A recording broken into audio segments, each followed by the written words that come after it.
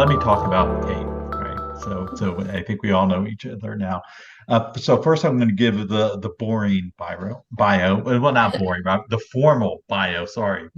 So Kate is an author of her book is called "Can You Hear Me Now?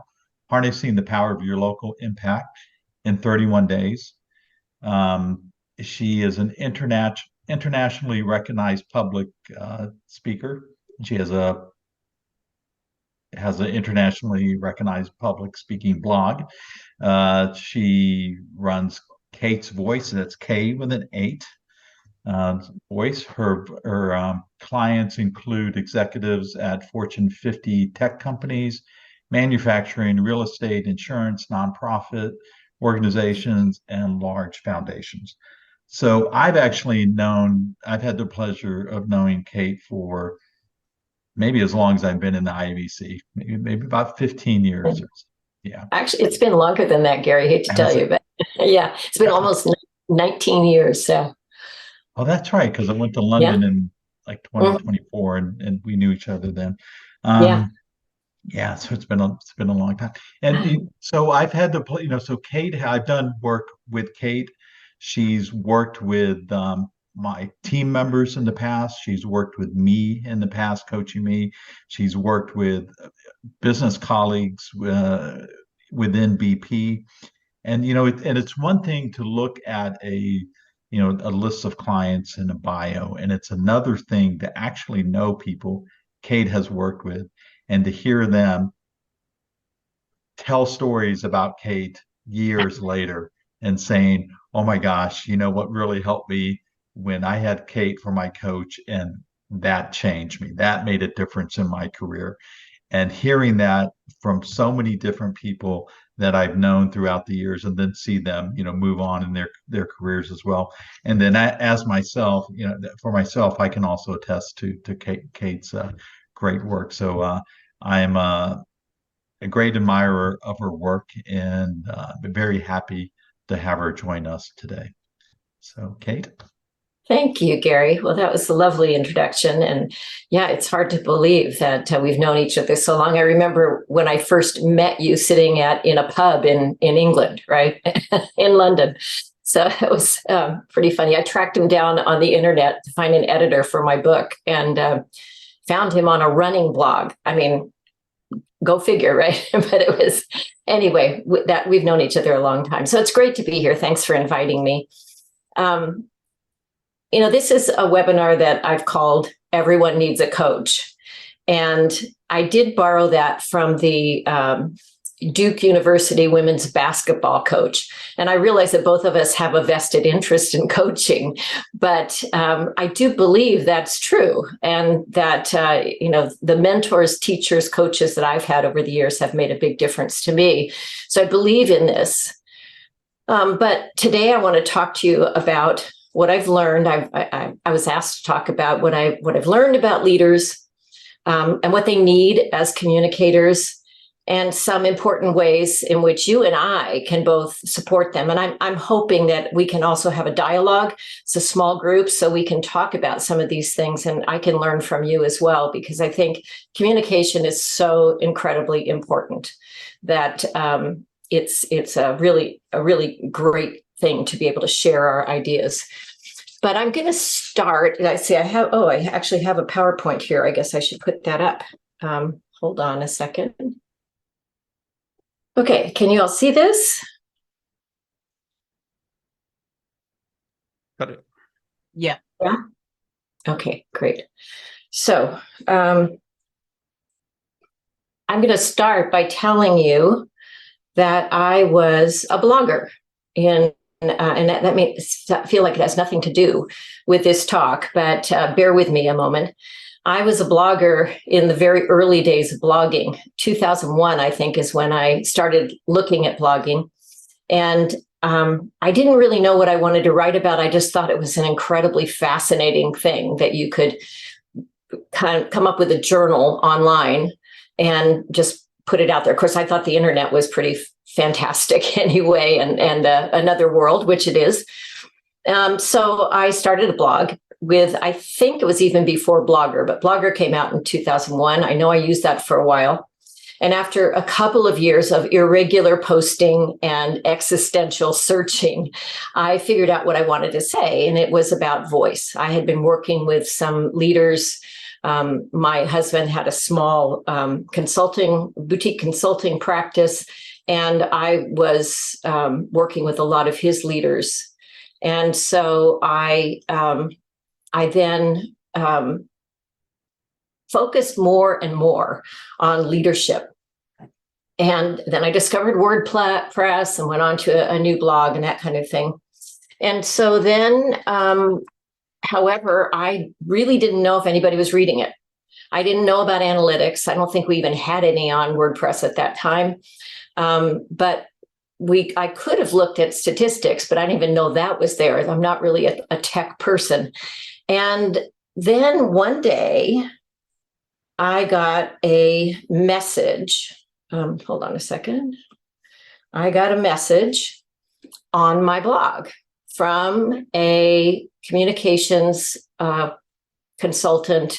Actually, he was an employee at a very large tech company. And it said, I am the exec comm support for senior vice president in a large tech company, and I can't understand him. Can you help me? And I was kind of floored. I thought, how did he find me? So I asked him, and he said, well, you're on the top 100 list of public speaking blogs. I said, I am. And so then I looked and saw that I was, probably because I was the only person who was writing about voice at the time, but I was just amazed. And the reason I bring that up is because he was a member of IABC in Silicon Valley. And he was my first contact with really another support person for vice presidents and above, executive leaders. And we worked together wonderfully. And some of the best work I've ever done for a leader has been in tandem with someone who does communications work such as you do. Either speech writing or helping them to figure out their strategy and how to communicate that, or those kind of things. It's been wonderful. So that's how I got my start up in Silicon Valley.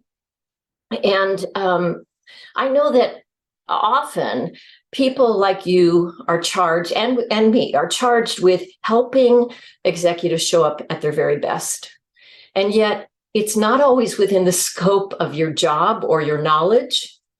And I know that that's true for me. Over the years, I've kind of morphed my approach from thinking that I was just helping executives get up on stage and look better and sound better, to understanding that what they said had to align with how they said it, and to expand a lot. So I'm going to talk about some of those things that I learned along the way that I think are important. I'm not going to talk a lot about voice itself, even though that's where I started, and I still consider that my expertise. So today, my intention is really to discuss my approach as a communication consultant and what I see as the challenges that leaders face today, so that you and I as professionals can benefit from that discussion, from my experience, and perhaps find more ways to increase the impact for the leaders that we support. Now, leaders have always faced challenges in how they are perceived. And that's because, as I've learned, most business people have had absolutely no training in presence. Maybe if they were in theater or in a debate club or something like that, they may have. But when they went to business school, they learned how to work with spreadsheets, budgets, et cetera, et cetera. And you and I both know that. So I've always been interested then in why some people have impact and others don't. And this is one reason some people who've had that kind of experience are better. But what I decided to do is to take into consideration my performing background as a professional singer, actor, and musician, and to incorporate that into how performers have impact and translate that into business. And so I came up with, early on, I'm just going to briefly talk about this. I came up with a methodology, and it involves the three components of communication: the why, the what, and the how. And the why I call intention, the what I call story, and I say with a capital S, although in this slide they're all capitalized, and presence is the how. So the idea is that when these are aligned, then you have your greatest impact. And it's pretty simple. If you want to simplify it further, you can say you have to mean what you say what you mean, and say it like you mean it.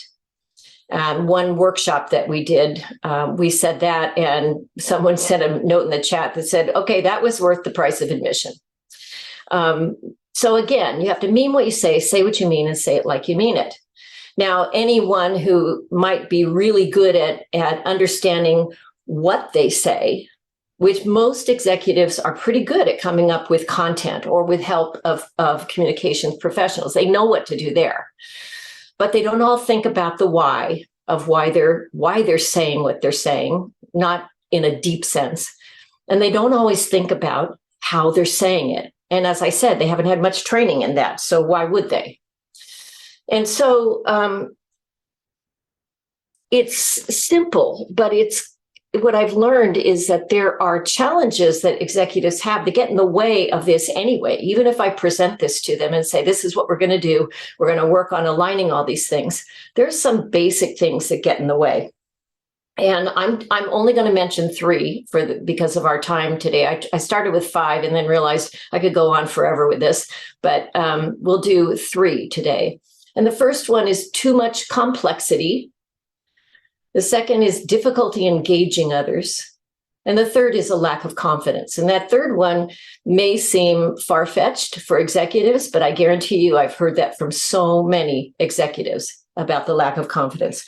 So let's look more deeply at them. I think the first one is the one to look at regarding complexity. Okay, now what do I mean by complexity? I'll tell you a story about one of my clients. His name is Eduardo, and he's a major financial leader in a large insurance company. And he has wonderful comms support. I mean, he's got lots of comms support. This company believes in an army of people to support him. And so they work on his presentations, and they come up with a script for him and slides, and they all match the corporate messaging and all of that. But he ends up with paragraphs that he has to say, and he has to say them exactly the right way. And he is given this information probably 3 days before he has to present it. And so there's no way that he can present his authentic self. He has to read the script. He can't memorize it. He can't bring himself to it. And so that complexity is really keeping him from being the leader that he would like to be. He ends up reading and going over charts because also people who make this for him are not very concerned with some of the more human-centered approaches that I believe are important and we'll talk about later. And so when I'm working with him, trying to get him to do those things, I have to work with his comms team eventually to come up with answers for him that will help him be the leader he wants to be and perceive the way he wants to be perceived. So I'm going to share with you 3 things that I've done with him and with others to simplify, right? And this is a common problem, that complexity that corporations create for their executives. So the first is finding a clear intention. Now, I said before that intention is the why of communication. And we can spend a lot of time figuring out a clear intention.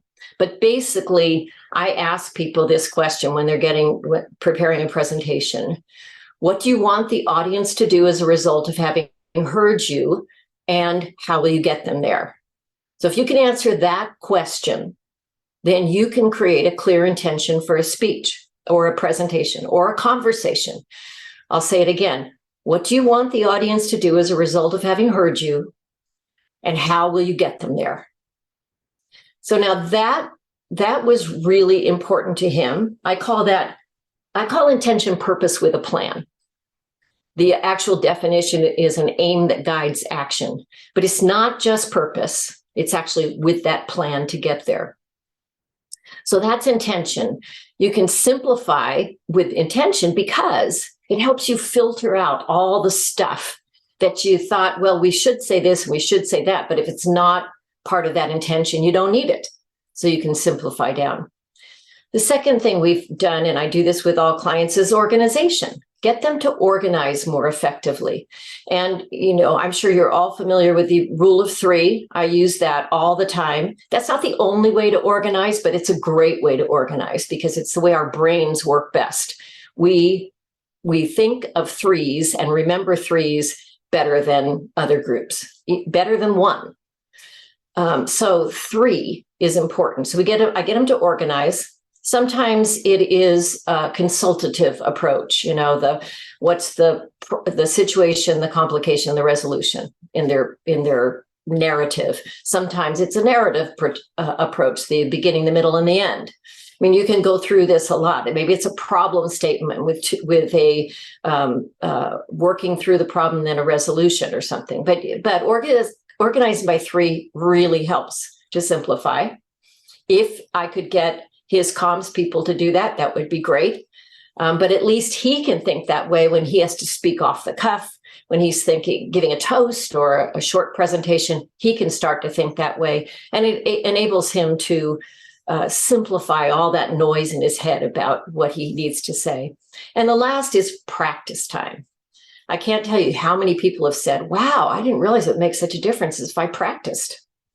And to me, that's a given. As a musician, practice is so incredibly important. You wouldn't think of going on stage without having practiced, but most business people practice in their head for a little while. They go over it and they're creating their talk up to the last minute. So if we can get them to start out with a week ahead of time, the talk is ready, so they can go over it at least once before they get up there, they'll see a difference. And eventually I was able to get him and others to see that they could start earlier on that process, have it ready earlier, resist the urge to keep changing the content, and practice it for their presence. Okay, now I'm going to stop here and just ask if there are any questions or comments. Have you had these experiences yourself, and what have you done with them? Yeah, thanks, Kate. It really resonates with a lot of experiences, actually, I have to say. I'm curious because, especially in the case of Eduardo, I wonder how much of it's something I've had experience myself, coming from the same place where I'm the sort of outsider who's able to say what you really think, and you're paid to do that. And I wonder how much of it was about the local team just being afraid to say, Eduardo, this is too much stuff you're telling us. You can't tell all of this stuff. You have to just cut it back. And just listening to what he said, noting it all down, saying, okay, here's your deck with the 35 slides for that 10 minutes. Go ahead, you could do it. You're great. You're our hero. And just not stepping up a little bit or maybe they weren't in a position, because quite often comms teams aren't always in the right place in the hierarchy to be able to say, or put in the right place where they can say, hey, you may be the boss, but honestly, you can't say it like that. You can't wear that shirt like this one I got on today that gives these great patterns, and how much was that? And so were you able to push that, to get that knowledge into the team, to let them step up a bit more? Yeah, well, in this case, with this team, it was the opposite. Frankly, he wanted them to simplify, but he was new to the role, and he was trying to just get used to the team and the methods and that kind of thing that they used. And they already had this in place. I mean, honestly, this comms team was a little scary. They were so assertive about what they thought he should do and say. And bringing me in. It's always been said this way. Yeah. Nice. Yeah, I was stepping on their toes, but I don't care really. If I think that my client needs space to be themselves, I will certainly make that known to other people. But I have had that experience with other people, Colin, that they that the comms team wanted them to do it differently, but they just didn't get it, and that's a whole other problem. Yeah. Anybody else? Yeah, I liked your comment about practicing and how most people don't practice. They practice in their heads. So I do that all the time. And I remember working with you, Kate, and you would, even if, oftentimes we were in different states or different countries, and I'd have something in a presentation I was working on, and I knew Kate was going to get me on the phone and make me practice with her, and I just dreaded it all the time, but it was so valuable, right? So now I Yeah. always tell myself, what would Kate do? She'd make me practice. Really need to practice it.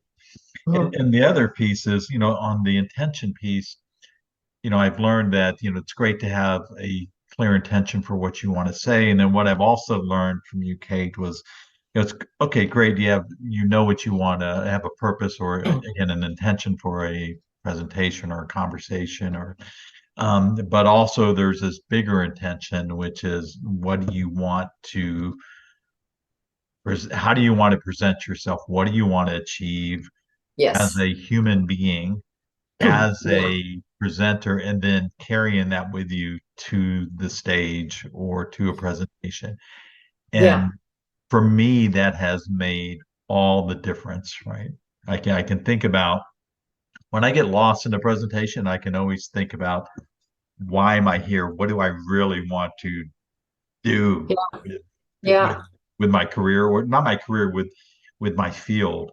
And then that fills me with the energy I need to carry on in that, to find myself again in that presentation.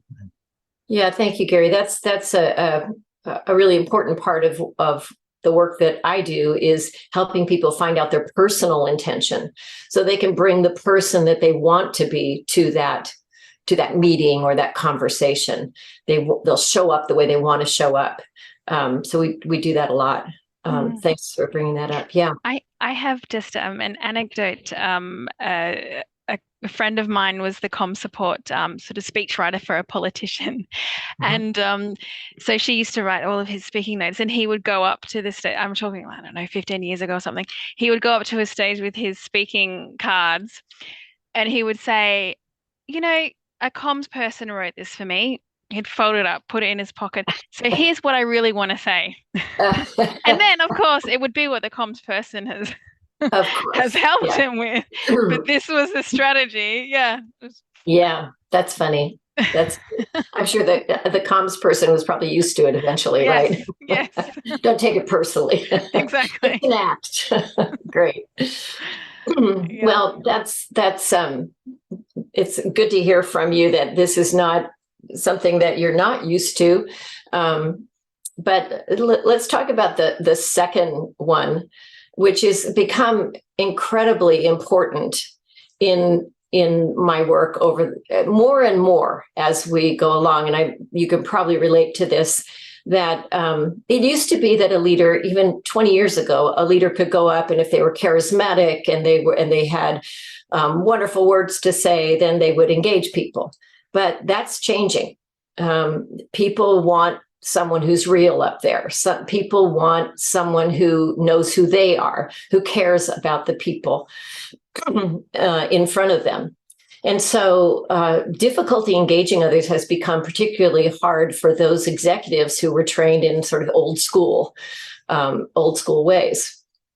And I can talk, also there are people who are unexpected leaders. They did not expect to be leaders. And I'm talking about a lot of engineers. I work with a lot of engineers in tech companies, and they are anyway, they're leaders, but they didn't realize they'd have to get up in front of people and say something, right? So I will tell you just a little bit about one I've worked with recently. His name is Wilfred, and he's an elite member of a very large semiconductor engineering team. And he only spoke engineer when I met him, only, and brilliant, absolutely a brilliant person. So he was told, however, that if he didn't learn to connect with people, he would not advance further in his career. And there are levels that he could advance to, though not that many within that company. But something like chief technology officer would be interesting to him. So he had to learn how to connect. And when I work with people on that, I work in at least these three areas. First is we have to get rid of the jargon. You can't just speak engineer to a business crowd. And everybody's got a language that they speak. Everybody has jargon, right? We have our own jargon. We have our communication jargon that we use. I have my coaching jargon. You have your strategy jargon or whatever it is. And people within our little club understand us. But people who are not in that club may not know what we're talking about all the time, even though it's very clear to us. Engineers have a hard time understanding that, or at least they have a hard time getting beyond that. And I think that I've discovered over the years, it's because they feel like they have to tell you everything in order to be sure that you understand something, right? They're very complex in the way they look at things. And they also can't stand salespeople because they don't think salespeople tell the truth, right? So it's this funny thing about working with engineers. But what I said to myself when I started working with them is they're human too, and their audiences are human too. So it's important to find ways to reach out to the humanity in the audience. And so getting rid of jargon means maybe sharing more common experience, stories, refusing to use acronyms or explaining what they are as you go along. The second area, encouraging expression. Now that's something that I'm very, very emphatic about, really, because expression is what makes the English language, at least, something that has meaning. If you deliver a flat delivery in the English language, people will not understand what you're saying. And that is true with people who have a flat delivery like Wilfred did. People were just falling asleep, not being able to pay attention to what he was saying, losing it. And he's brilliant, so he had a lot to say. So you can encourage expression by having people use more colorful words. You can use evocative images, get the brain to light up. There's a lot of research out there about how the brain reacts to storytelling. You can use storytelling. And I find that when someone like Wilfred tells stories, he no longer has a flat delivery. So that's really a wonderful consequence of storytelling. And finally, to applaud silence. What I mean by that is I had to get him to listen. You know, a lot of people who do not connect don't connect because all they do is talk. And they interrupt other people. And I find this a lot with executives. Part of it is the competitive nature of corporations. And people jump on each other all the time to be sure that they are heard and that their ideas are out there. But if you get a chance, there was some interesting work by Stanford done on interrupting. And to some people, interrupting is an interruption, and to some people, it's not. I'll just leave it there. And if you look at my blog sometime, you'll see a post on that. But it's interesting, and yet silence is so important. So I always work with people on listening. Okay, I'll just take a second there and see if you have any thoughts on that. Yeah, I think I worked for a long time with Japanese companies, and I think that was where I learned the value of silence. Yes, of course, yeah. And then the need, because I'd lived in Japan, and I was then working back in Europe, and trying to explain to European executives, especially newcomers, sometimes you just have to not say anything. It's actually more powerful. Yeah. Don't feel you have to fill the gap, because they're not expecting you to. They're expecting you to think about what's been said. And then move on from there. So that's wonderful. That was one thing. And then also, obviously, it was Toyota. A lot of work with engineers, and since I've lectured engineers on communications, and I think the most challenging thing I always had was trying to get them to understand tone of voice, because they felt that that speaking was speaking, right? And that was always, it took me a long time to finally get an example that worked with them, but that was really the hardest thing. So yeah, some people, well, so tone of voice has to do with pitch as much as anything else, right? And there are people who do not hear pitch. And in fact, Wilfred is one of them. So trying to get him to speak with inflection, which is what's required in English, it was almost impossible. Yeah. But if I could get him to tell a story, he would start to use more inflection. Right. So, and that's a whole other thing. Different languages use different amounts of inflection to create meaning. English is about in the middle of that, in terms of how many words you use versus how much inflection you use. Yeah. I ended up with, that's good. Yeah. I ended up with a slide with just the word fire on it. And then I made them do an exercise to say fire in 3 different ways. Oh, yeah. What's that burning thing in the corner? Yeah. Now, what you say when you need to get that gun to go off, and then look around you. There are flames everywhere. What are you going to shout? And it was like, okay, we're getting there. Yeah. Excellent. I use in workshops, I use the word "oh," and then I hold up a card that says sad, and then another one says disappointed, and another one that says angry. And I think we go through 6 or 7 Nice. things, right? I like that. Say "oh" in different ways, which is really fun. That was worth the price of coming. Okay, there you go. Anyone else?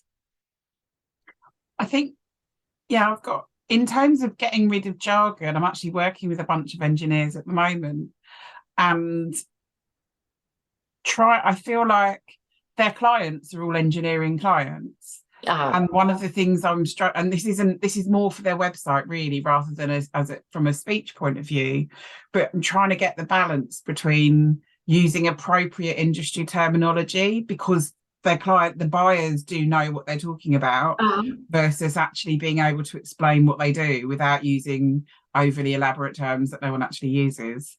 Yeah. But I think it's a challenge. Yeah, it is. And I think that's where the audience comes in. You have to think about who are they speaking with. And if they're speaking with other engineers in their club, then jargon is fine. I still think there need to be elements of engagement in it. Just a story up front to get people interested, even a story about the engineering experience, anything to get people's brains to connect. But I always say, behind every cell in a spreadsheet, there's a story. There's a human story there. But I think that's what makes the difference in how much jargon you use, is the audience itself. Yeah. Yeah. No, that could be a super tricky one though as well. I've had experience because you would be making a website or something, and you're thinking that you're talking to the engineering people who are going to be the clients there, but in fact, the people who are going and looking at the website, making those decisions, are mid-level managers and people in procurement, and so you're now trying to find your way through.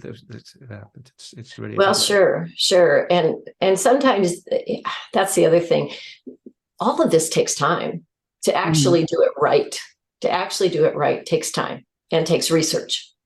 Which seems to be in short supply. Yeah, and I think being able to actually spell out in plain English, but then also using the technical terms, is the balance that they need to get better at. Because what they've actually done is, someone in the past has taken like a brilliant example on their website. They talk about this wide envelope of capability. Because somebody's just like the rest of the second part of the sentence does actually make sense, but it's like somebody's tried to balance all of the words. They've tried to make fancier versions of the words to make it sound more intelligent, when we know all the research suggests that even highly technical engineers actually like to read things in plain English. They just need to get to the point. Well, see, that's taking into consideration the human being, which is what's so important, And if you're speaking about semiconductors and science and math all day long with other people, it's sometimes hard to remember that there are people who don't speak that language that you're going to have to communicate with. So yeah, thank you. Okay, so let's get to the third one, which is the lack of confidence. And again, I think this is surprising to me when I come in, not as surprising as it used to be, but first time I came into contact with an executive who said, when I asked them, what would you like to work on? They said, well, I need more confidence. I would never have thought that, because this was a person who spoke eloquently, who had fun in front of an audience, who was had been doing it for quite a while, but just felt they needed some confidence. And I think that's because as people go up in their careers, and Colin, you mentioned this earlier, nobody will tell them the truth. People are afraid to say something. And so they become less and less confident about who they are. And then in another case, I was going to tell you about Karen, who I worked with, who was new to the role of chief marketing officer in another tech company. And she was very, well, what would we say? She was very, she hadn't done a keynote before, and she was asked to do a keynote. Well, her keynote was brilliant, but she was tough, and she was brave, and she was very difficult to work with because of that. And she challenged me at every turn. But I knew that I needed to help her with her confidence.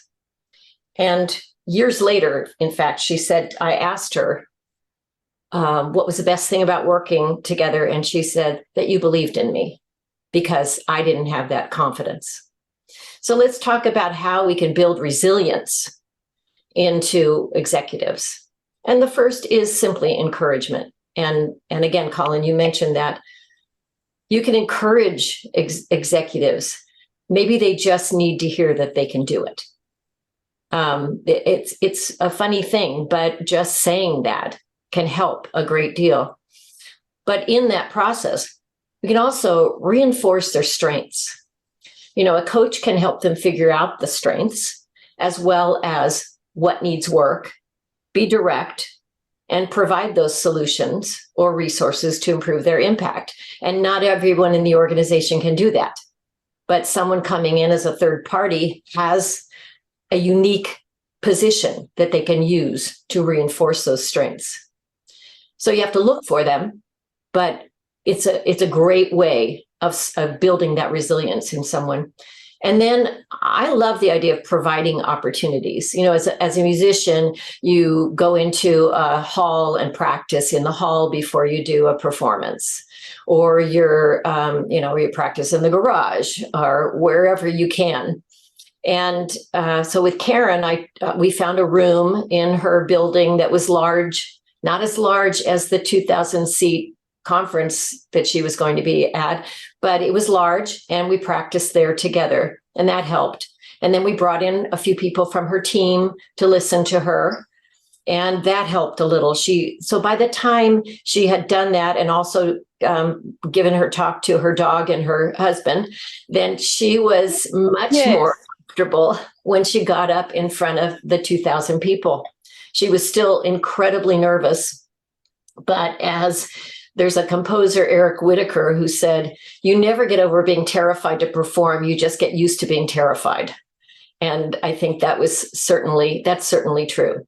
So again, we can build resilience in our executive leaders, and they need it more than we think they do.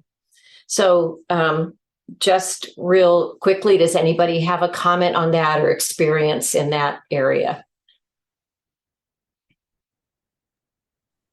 This is so important, and it's such a great point. And again, it was back to what you said earlier about practicing, and you referenced it again, because I did have in Toyota a Japanese executive who, honestly, his English was probably nearly as good as mine. But we absolutely, every speech, I had to be ready a week before, and we sat in a room together and we went through it. He took, he had the notes. and he would say, Colin, should I say it's the this or the this? And we would go through point by point by point by point, time over. And by the time we got round to the actual presentation, first of all, the benefit, as we all know, he knew it almost by heart. Secondly, he really was able to intonate so well. But I realized afterwards, a lot of it was about him being shy and not confident because he's a Japanese non-native English speaker, and just sitting in that room going, Miedera-san, this is great. You've got it absolutely right. That's spot on. Your timing's good. You could change that a little bit, but otherwise it'll work for you. And it's such a good point. And it was quite some years ago, and I'd forgotten about that. And I think I forget about the importance of that with native English speakers, perhaps more, because you kind of assume that they've got it a bit more sort of under their belt. Yeah, and it seems I used to do that a lot more than I'm able to do it with people today. I feel like people are just so incredibly busy, the meeting to meeting to meeting. Everybody's always been busy. This is, at least where I work in American companies, everybody's all about being busy. But I really stress practice. And when they do it, they get it. They get how important that is. Yeah.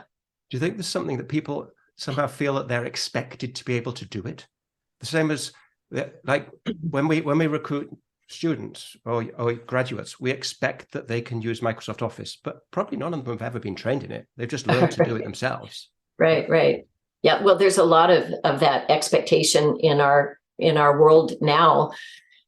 Even just things like buying a computer and there are no directions. You're supposed to figure all those things out, which a digital native can, I'm sure. But yeah, I think there is some of that going on where people expect it. But I've also heard people say to me, well, I don't want to over prepare. And I'll tell them, you cannot do that. You cannot over prepare. There's no such thing. There is absolutely no such thing. You work on it and work on it, and then you go up and do it.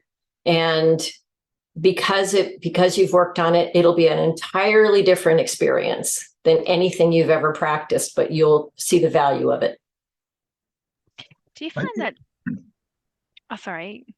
I was going to say, do you find sometimes when people practice so much that when it comes time to delivering the presentation, that it's almost like, because of the nerves, they're just sort of parroting the presentation? I just remember from my own experience this is a high school student, when I was doing debating, I always loved being first affirmative, because then I didn't need to do any rebuttal, and I would learn my whole speech and I would say it looking at the back wall.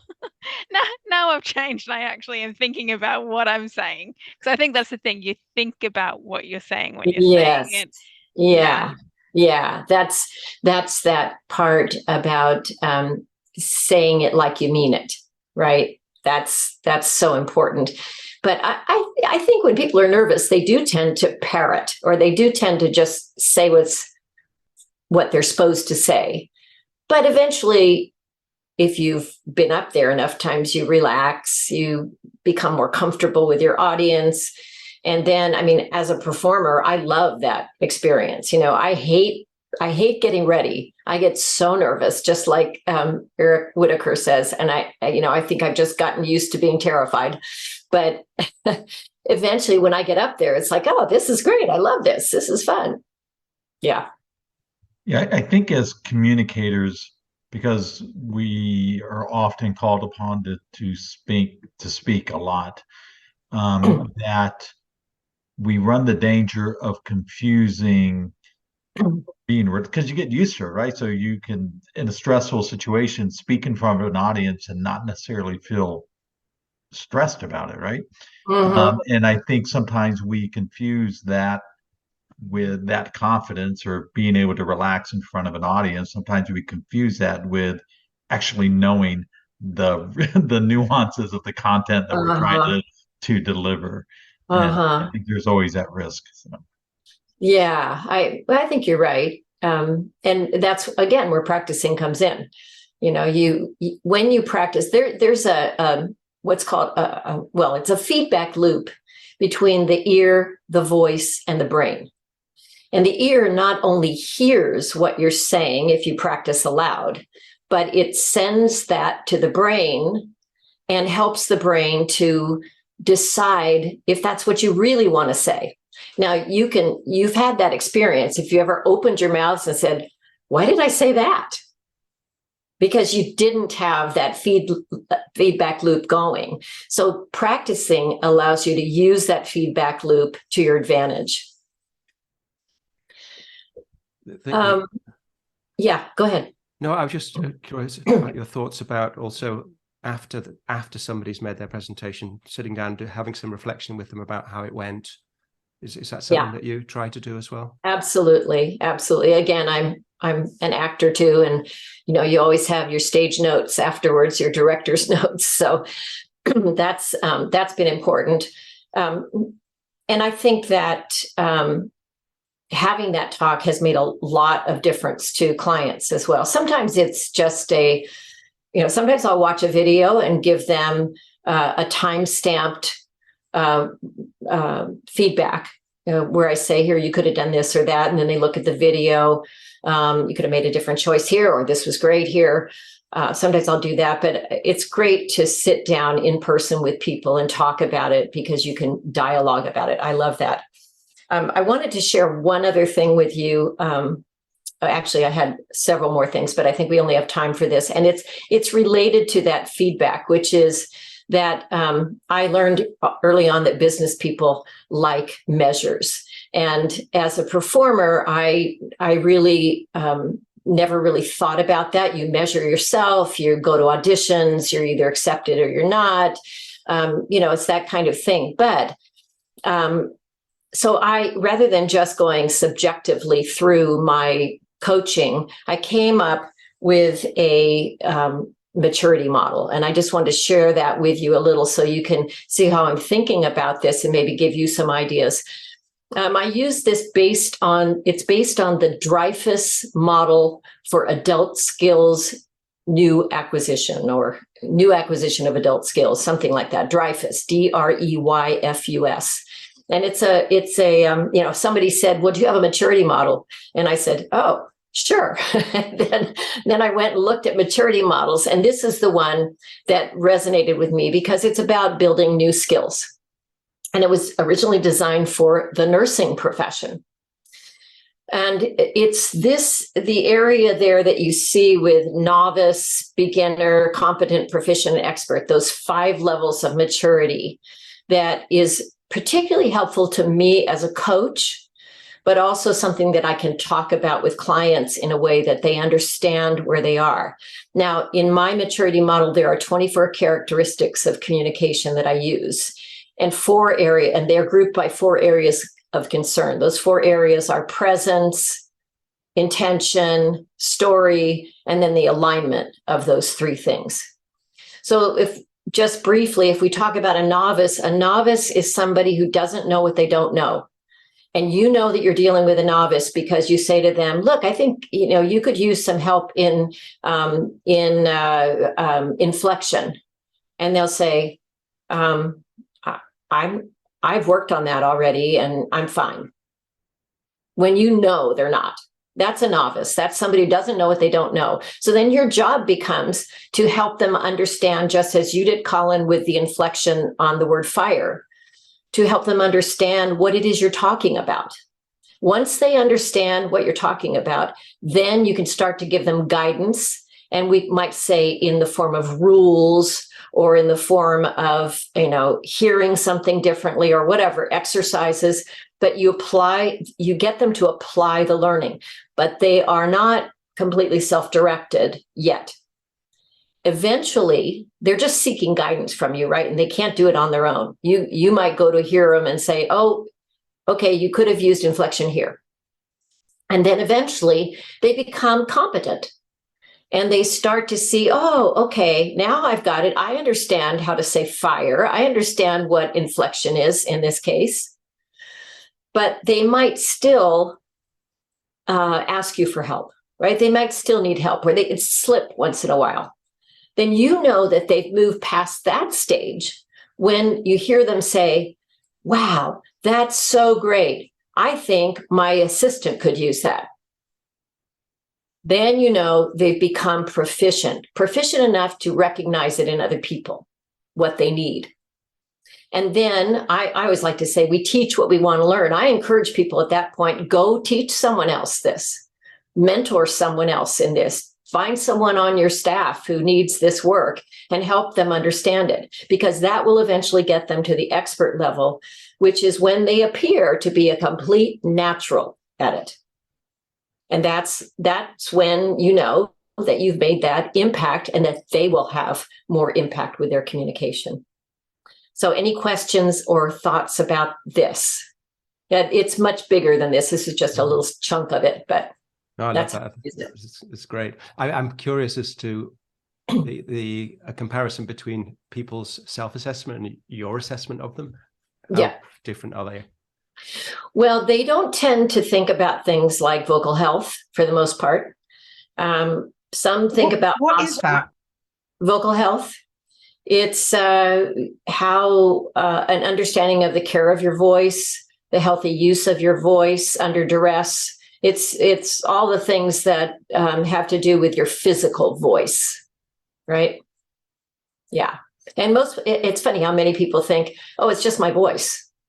There's nothing I could do differently with my voice. It's just my voice, but that's not true. If it was true, then there wouldn't be singing teachers and there wouldn't be people on America's Got Talent who work so hard on their voices and things. So yeah, your voice is something that is changeable, right? And you can take care of it and destroy it or not. So that's what vocal health is. But they know most about the area of story, which is content. That's where most business people are most competent, proficient, or expert. Did I answer that question? Yeah, okay. Yeah, so this has been a real help to me and also to people at the end of or actually midway working together. I use this. I don't do it right away because I feel like I need time to get to know the person, but I do a self-assessment up front. They always assess by answering some questions and filling out a worksheet I want to know what they're concerned about, what they think their strengths are. I want to even know what their vision for their work is and working with them on those things. And then we usually get a 360 from a few people, 7 to 10 people, answering the same questions and see if they agree. And then I do a gap analysis where I'm looking at how they perceive themselves versus how others do. And then we work on the places where there's a gap between how they'd like to be seen and how they are perceived. And that's basically how we do it. I think we're out of time, aren't we, Gary? Yes, we are. Yeah. Okay. Thanks for, all right. I think we're all just very engrossed in what you're saying. So yeah. Well, I'm free for another few minutes if anybody wants to ask a question or, or anything. Yeah. I'm amazed that there are executives who are really so committed, who want to go through it all in this much detail. I'm curious as to how you find your new clients. Is it really word of mouth, ironically? It is referral primarily. Yeah. After that first one online, I've had 2 or 3 reach out to me online. Not that many. I have a pretty active LinkedIn connections group, and I have a newsletter there, and I have a newsletter that I send out. And if anybody would like to be on it, I'm happy to include you on my list. Just you can. Let's see. If you have my email address, just send it to my email address, or maybe send it to Gary if you don't have it. And Gary, you can let me know if people want to be on the list. That'd be great. But primarily it's referrals that I've worked with somebody and they send me someone else or connect me with somebody else. I do have a good reputation in some companies, and I'm on their list of preferred vendors, which is helpful. Yeah, but I'm always out there looking for clients and seeing who I can help too.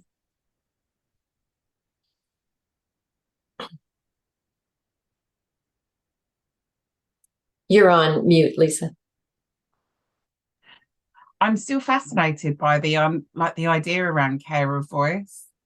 I've got a friend who's a teacher, and without fail, at least once a year, she loses her voice completely. Yes. And I mean, I think part of it is that I know she drinks a lot of wine, but I'm trying to think, what do you do as care of voice? I don't, apart from resting it, I can't get my head around it.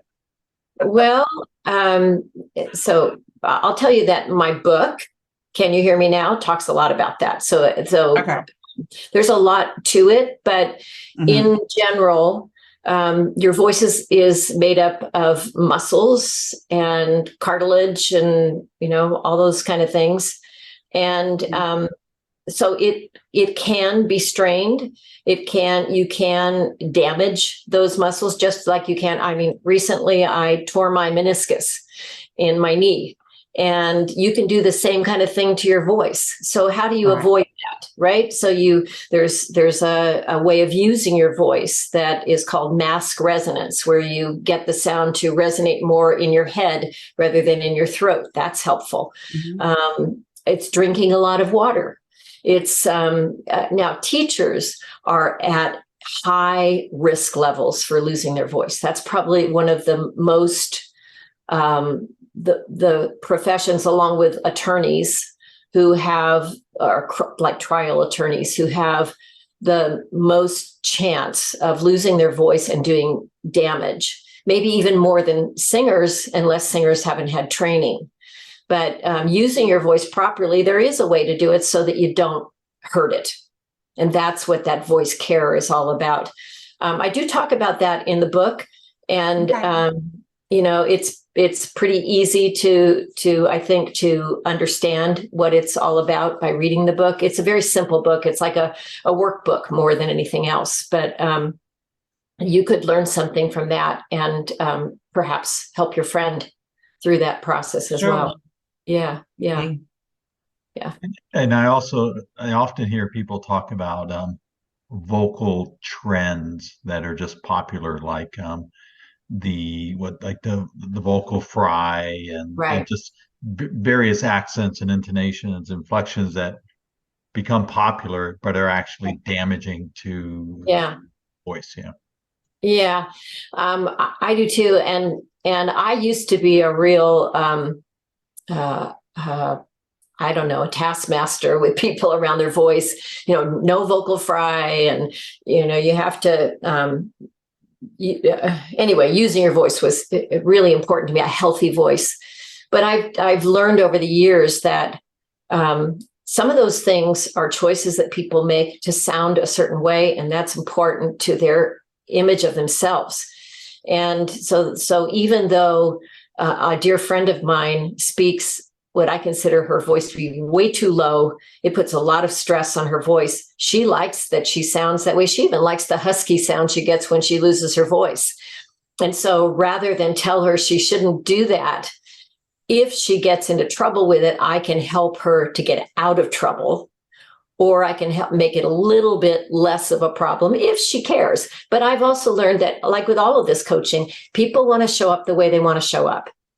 And I can only influence that to a certain extent. And I'm not trying to make cookie cutters here. I want people to be individuals and to be authentic.